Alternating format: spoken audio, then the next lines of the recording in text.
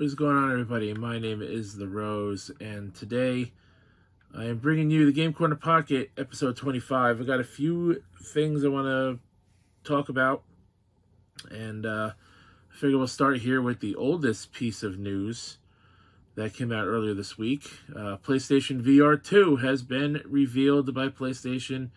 This is coming exclusively from the PlayStation blog. It says, Happy New Year, everyone. It is my great pleasure to start off 2022 with news about our next-generation virtual reality system for the PlayStation 5 console, starting with the official name PlayStation VR2 and our new VR controller, the PlayStation VR2 Sense controller. PSVR2 takes VR gaming to a whole new level, enabling a greater sense of presence and allowing players to escape into game worlds like never before. With the headset on and controllers in hand, players will feel a heightened range of sensation unlike any other, thanks to the creativity of the game worlds being built by our world-class developers and the latest technology integrated into the hardware. Built upon our innovations from PS5, PSVR2 adds a true next-gen experience with high-fidelity visuals, new sensory features, and enhanced tracking, along with a simplified single-cord setup. And here they go into the specifics about the new features in the PSVR2. Visual fidelity. For a high-fidelity visual experience, PSVR2 offers a 4K HDR 110-degree field of view and foveated rendering with an OLED display. Players can expect a display resolution of 2000 by 2040 per eye and smooth frame rates of 90 to 120 hertz. Headset-based controller tracking. With inside-out tracking, PSVR2 tracks you and your controller through integrated cameras embedded in the VR headset. Your movements and the directions you look at are reflected in-game without the need of an external camera. New sensory features. PSVR2 Sense technology combines eye tracking, headset feedback, 3D audio, and the innovative PSVR2 Sense controller to create an incredibly deep feeling of immersion. Headset feedback is a new sensory feedback that amplifies the sensation of in-game actions from the player. It's created by a single built-in motor with vibrations that add an intelligent tactile element, bringing players closer to the gameplay experience. For example, gamers can feel a character's elevated pulse during tense moments, the rush of objects passing close to the character's head, or the thrust of a vehicle as the character speeds forward. Additionally, PS5's Tempest 3D audio tech makes sounds in the player's surroundings come alive, adding to the new level of immersion. Then you have eye tracing. With the eye tracing, PSVR2 detects the motion of your eyes, so a simple look in a specific direction can create an additional input for the game's character.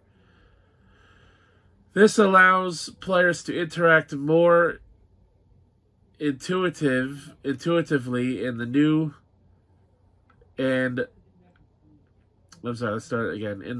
lifelike ways, allowing for a heightened emotional response and enhanced expression that provides a new level of realism in gaming. All of these advancements in PSVR2, combined with the haptic feedback and adaptive triggers from the PSVR2 Sense controller, enables players to feel and interact with games in a much more visceral way. PSVR2 will also have a simple single quad-core process, simple setup process with a single cable connected directly to the PS5. You can immediately jump into the VR experience.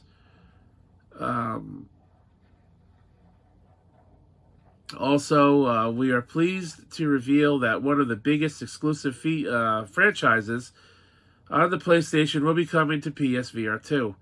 Horizon Call of the Mountain from Guerrilla Games and Firesprite. This original game is being built specifically for PSVR 2 and will open the doors for players to go deeper in the world of Horizon. So, there you go. So, yeah, it's coming out. It's on its way. And then, you know, you have the specifications for the headset we just went over. OLED display, 2000 by 2040 panel resolution per eye, 90 to 100 hertz for the panel refresh rate. Lens separation is adjustable, field of view 110 degrees. Sensors, you have 6-axis motion sensing system, 3-axis gyroscope, and 3-axis accelerometer.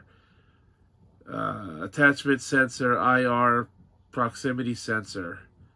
It's got the 4 cameras for headset and controller tracking. IR camera for eye tracking per eye. Vibration in the headset. Connection is USB-C. And audio is built-in microphone output stereo headset jack.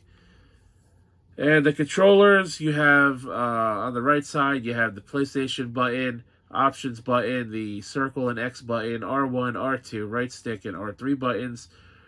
The left side, you have the PS button, the create button, the triangle, square button, L1, L2, left stick, and L3 buttons. Same thing with the sensing tracking. You have the 6-axis motion sensing system, 3-axis gyroscope plus 3-axis accelerometer, capacitive sensor, finger touch detection, IR LED position tracking. Trigger effects on R2 and L2 buttons are haptic feedback by single actuator per unit. Controller connection type is USB-C.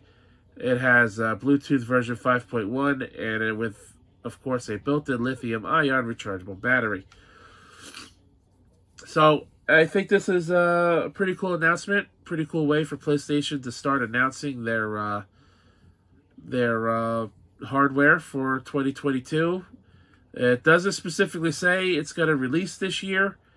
It very possibly could because we're at the beginning of the year. We're only 1 week into the year at the time of this recording. So we got the whole year yet. So I can honestly see this coming out this year. Maybe around the holiday time.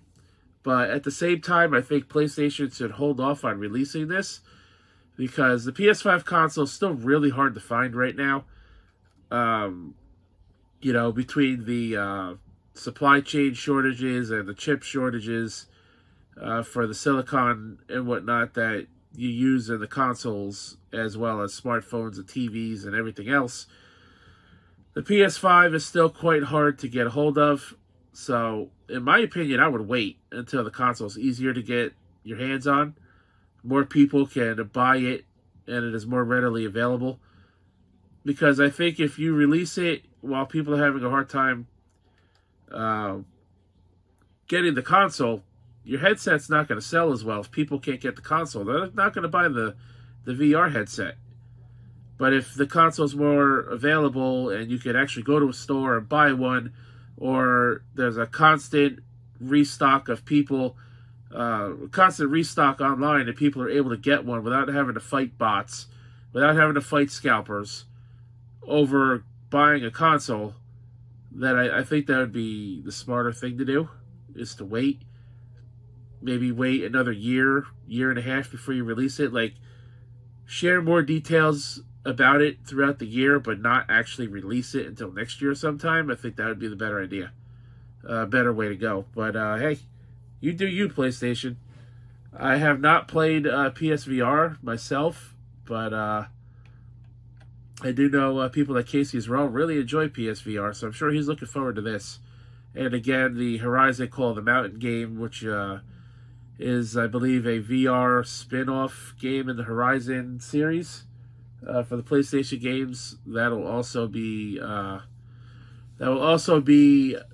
coming to the PSVR 2. I believe that is the first announced PSVR 2 exclusive game.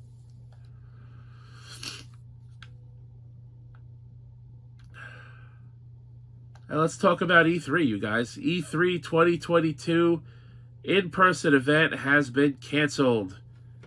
This coming from IGN. It says the ESA has canceled the in-person event for E3 2022, according to a statement shared with us by the ESA, which is the Entertainment, I don't know if it's Software Association, I don't remember. But the ESA, while they point to upcoming announcements in the future of the show this year and beyond, remains unclear. Here is the statement they put out, and I quote, "Due to the ongoing health rate surrounding COVID-19 and its potential impact on the safety of exhibitors and attendees, E3 will not be held in person in 2022.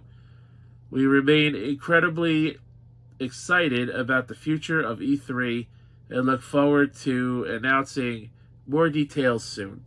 So that is the statement they released upon canceling E3 2022 officially in person this June. However, it is still possible that they could do a digital event. So this says, this effectively means that currently E3 2022's very existence is uncertain. With no dates and no physical event planned, that would theoretically leave a possibility for a digital showcase. So that's what they did last year. And for what it was, I think it was pretty good. I mean, Sony wasn't there, and if it happens this year, I'm sure they won't be there again. Xbox had their showcase. Nintendo had an E3 Direct still. Ubisoft had their showcase. We also had a small showing from Bandai Namco and Capcom, which was pretty cool, something different. Square Enix, I believe, had their little showcase. As long as you don't have that fucking... Oh my god, that... I don't remember who it was, but it was like that 45-minute thing talking about inclusivity and SJW bullshit that nobody liked. Don't do that again, please. Just bring out Xbox, Nintendo, Ubisoft, Square Enix, maybe get Bethesda back on board. You know, anybody else, Gearbox, Capcom, you know, there's plenty of game companies out there that can do a showcase. The ESA announcement arrives in the middle of an ongoing deadly pandemic, of course. ESA made its announcement around the physical event last year. Yeah, we're not going to talk about that.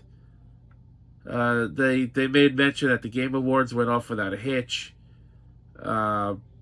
Meanwhile, E3's future has been a question mark for some time. The 2022 show never had firm dates set and was never on the official Los Angeles Convention Center calendar, despite past shows, physical and digital, being scheduled over a year in advance. An in-person E3 2022 has been planned officially since the opening of last year's show, per a speech from LA Mayor Eric Garcetti, but its official Twitter and website has been uncharacteristically silent since then, and multiple sources with ties to E3 speaking to us under conditions of anonymity suggests that the ESA has given up on holding a physical event as early as possibly last fall. So, there you go. So, I'm sure it was probably planned a little earlier to cancel the event, but they just made the announcement at the turn of the new year. Again, we're in the first week of the new year. The first week of the new year is just about over. So, as I said, E3 2021 did a digital event, and for what it was, I think it was pretty good. Had some solid announcements. Had a good time covering it on my YouTube channel. So I honestly can see E3 2022 going digital. And if that's the case, then we'll just have to wait and see when they announce the dates for when it'll happen. It'll probably be a 4-day event like it was last year, if that's the case. But I think it's a good move because with the virus, going, I would say, out of control with the recent new record of cases in a single day. And although we do know that during the summertime, the warmer months of the year, numbers are tending to trend downward, which is what happened the past couple of years. And then during the colder months, we've had much more cases. And so I'm going to speak on the virus. But yeah, I think doing another digital event is a good move. Maybe in 2023, if E3 is still a thing, maybe by then they can bring it back in person. Who knows? Only time will tell. So, yeah, I think going digital is a good move. Canceling the in-person event is a good move. Because you don't want to have super spreader events where people who may not know if they have the virus go there and spread it to hundreds of other people. That would not be good.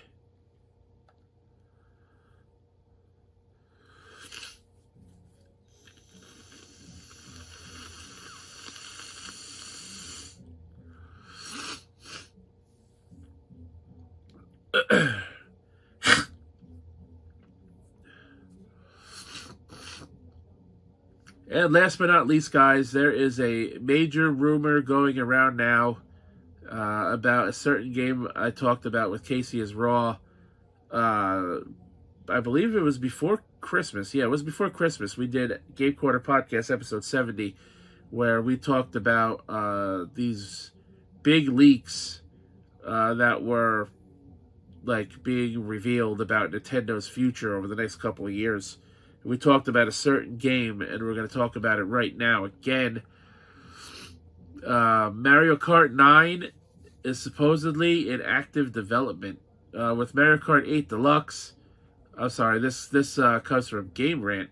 Game Rant has a pretty good YouTube channel. I like their videos and stuff like that. And this is their article from their website. With Mario Kart 8 Deluxe standing as one of the best-selling video games of all time, a sequel is inevitable, and while Nintendo tends to stick to releasing one Mario Kart game per console, Mario Kart 8 Deluxe being the enhanced Wii U port for the Switch, there's definitely room for a Mario Kart game to be built from the ground up on Nintendo Switch. Nothing official has been announced at the time. Video game industry analyst Dr. Serkan Toto, I apologize if I butchered your name, spoke to games industry saying Mario Kart 9 is in active development, in quotes. Nintendo may even reveal the game this year. This would be in line with recent rumors about a new Mario Kart game, with leakers saying that the game would be revealed at some point in 2022. It's unclear if 2022 will also be the release date. I honestly don't think so, in my opinion. Mario Kart 9, but the game is... but it will be interesting to see if the speculation comes true. Dr. Toto added that Mario Kart 9 will have a new twist, again in quotes, but stopped short of explaining what that is. It seems Mario Kart fans will have to wait for an official announcement to be sure. The same leak that claimed a new Mario Kart would be revealed in 2022 said that the game would possibly have the subtitle Crossroads, so it'd be Mario Kart 9 Crossroads, and will feature new, more IPs than just Super Mario. We've discussed this again, me and Casey on Game Corner 70. Mario Kart 8 Deluxe added Link from Legend of Zelda, Isabelle from Animal Crossing, and I'm pretty sure they added the Inklings too from Splatoon to the mix of racers. So it is certainly not a new idea, but perhaps if the rumors are true, it will lean much more heavily into the crossover aspect. A Mario Kart game with a crossover roster similar to Super Smash Bros. Would be certainly a new twist for the franchise. So, there you go. Personally, I think it's a good move to release a new Mario Kart game. Because let's be real, Mario Kart 8 first came out of the Wii U in like 2015, I want to say. Maybe 2016, I don't remember what year it was. But I think it's a good move because Mario Kart 8 technically now is what? Going on 6 or 7 years old? Even on the Switch, this April will be 5 years old. I think it's time for a new game. It really is. Now, with the rumors of this new Switch being revealed and will be releasing next holiday, which would be next year, holiday 2023, it's possible that the new Mario Kart could be a launch title for that new Switch console, if that is even true. However, I do believe we could see an official announcement of a new Mario Kart game this year. I look forward to seeing a potential announcement, but who knows? Maybe we don't hear anything about it until next year. Maybe the rumors are false altogether. Maybe the speculation is true, but we don't hear about it this year, and we hear about it next year. Personally, in my opinion, I think if we do hear about a big game reveal like this, it would be at E3, in Nintendo's E3 Direct. Again, whether or not E3 2022 happens in a digital aspect this year. So, we'll have to see. Anyways, guys, that's all I wanted to talk about today. E3, is it canceled? Is it going to be a digital showing only again for 2022? The announcement of the PlayStation VR2. Will it release this year? Will we get more information on it later on this year and it releases next year? Who knows? Is Mario Kart 9 truly in development? And if it is, will we get an announcement of it this year? Or is it just all bullshit? Or is it true, but we won't hear about anything till next year? Who knows? We'll have to wait and see. Anyways, guys, check out the Derailed Podcast every Sunday night, 9 p.m. Eastern Time. Episode 200. Celebration of a milestone. 200 episodes will be this Sunday. It's going to be one hell of a clusterfuck with many old school Derailed co-hosts, old and new, old and current, and some friends of Derailed invited to the show for this Sunday. It's going to be one hell of a show. It's going to be quite the clusterfuck, and I'm very interested to see how this show plays out. Check out the Derailed Podcast, again, every Sunday night, 9 p.m. Eastern Time. Derailed Patreon as well. For $1 a month, you get about 10 shows a month. So it's about 10 cents a show for about 25 cents a week. It's not a bad deal, in my opinion. I don't think you can beat that, really. Also, follow me on Twitch, where I occasionally stream. I had streamed there, actually, last week, Super Mario Party. I keep calling it Super Mario Party. It's Mario Party Superstars. That's the one I streamed, the new one that came out in November. So follow me on Twitch if you're not already. Subscribe to the YouTube channel right here. If you're not already, follow me on Facebook and Twitter, where I post my videos when they go live, in case you don't get the subscription on the subscription notice here on YouTube. You want to follow me on Twitter or my Facebook, or both, to get those video announcements as well as other shit that I'm interested in, that I tweet about or whatever occasionally. Well, not occasionally. I'm on Twitter like every day. And also, again, subscribe to the YouTube channel if you're not already. Hit the like button on this video to show me you like this kind of content, you want to see more. And with that being said, guys, thanks for watching. My name is The Rose. And until next time, I'll catch your ass down the road.